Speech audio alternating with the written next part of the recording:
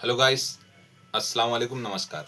आज हम आपको कुर्ते की कटिंग बताते हैं कि नाप से कैसे निशान लगता है ना।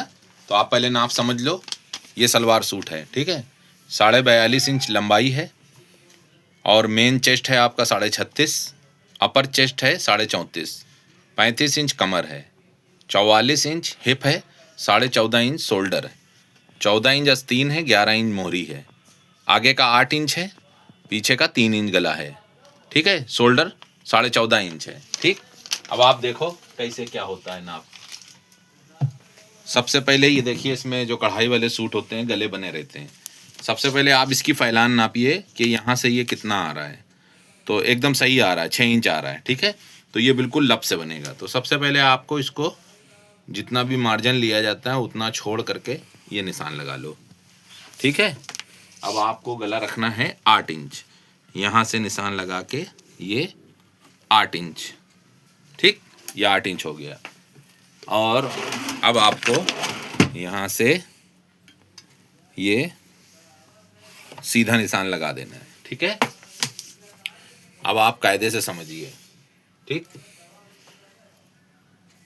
शोल्डर 14.5 है, उसका आधा गिरेगा 7.25 इंच। छोटे गले में हमेशा उसका आधा गिरेगा, ठीक है। और अगर ज़्यादा बड़ा होता है तो 2 सूत कम करके गिराया जाता है, ठीक है। अब इसका जो कमर है वो शोल्डर से ही निकाल लिया करिए, है ना।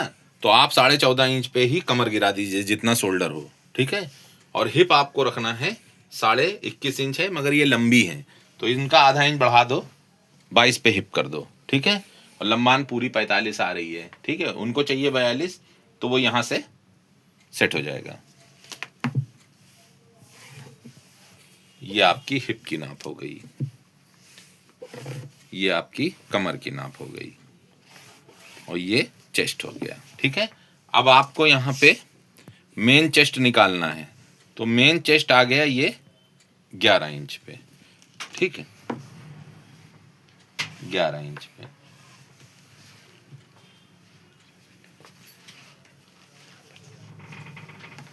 तो मेन चेस्ट आपका ये अपर चेस्ट हो गया। मेन चेस्ट ये हो गया, अपर चेस्ट ये हो गया, ठीक है।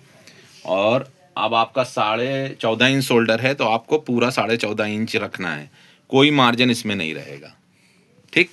फिर 14.5 इंच यहाँ पे निशान लगा देना, ठीक है। अब आपका चेस्ट आ गया, है ना, मेन चेस्ट। तो आपका 36.5 इंच है, तो 3 इंच उसमें लूजिंग डालना है आपको। ये है मेन चेस्ट ये है, ठीक है। तो 36, 3, 39, 39.5 इंच आपको रखना है, ठीक। ये 39.5 इंच मेन चेस्ट हो गया। अपर चेस्ट है 34.5 इंच, तो इसमें 3 इंच लूजिंग आपको रखनी है, तो हो गया 37.5 इंच, ठीक है। तो आपका ये आ गया, ठीक है, 37.5 इंच, ठीक। यहाँ पे भी 3 इंच लूजिंग दे दी, यहाँ पे भी। अगर कोई फिटिंग का मांगता है तो 2 इंच यहाँ पे दे देना, 2 इंच यहाँ पे दे देना, ये लूज फिटिंग है, ठीक है। उसके बाद आपकी कमर आ गई तो 35 और 2.5 इंच आप कमर पे लूजिंग दे दो, तो हो गया आपका 35, 2, 37, 37.5 इंच, ठीक है। अब जो यहाँ पे ये गड्ढा हो जाए तो आप यहाँ पे बैक डट डाल दो, ये बैक डट का निशान हो गया, ठीक। अब आपकी हिप आई है, 44 इंच हिप है, 2 इंच लूजिंग दे दो, 46 इंच, ठीक। 46 इंच ये 11.5 आया। आप यहाँ से आधा इंच एक्स्ट्रा घेर रख दो, ठीक है। तो 12 इंच आप नीचे का घेर रख दो, ठीक है। वो लेंथ चढ़ेगी, वो चढ़ जाएगी, उससे कोई मतलब नहीं है,